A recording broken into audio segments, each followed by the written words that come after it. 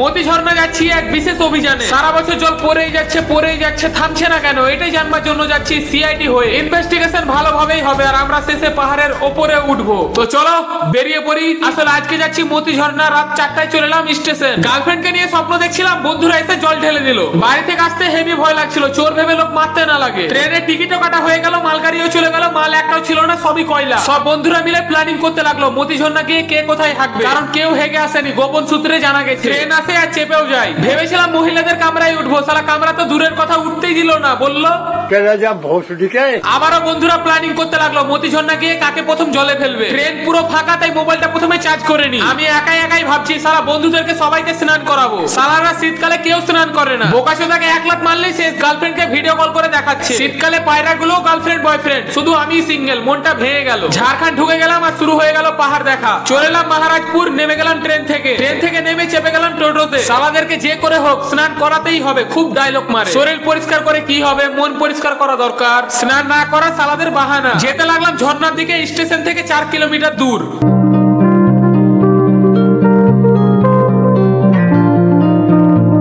নেমে গেলাম টোটো থেকে। হাসিমের কাছে টাকা ছিল না, রাস্তায় পড়ে গেছে। পাহাড়ের ওপর জঙ্গলে গিয়ে গাড় পে করে দিল।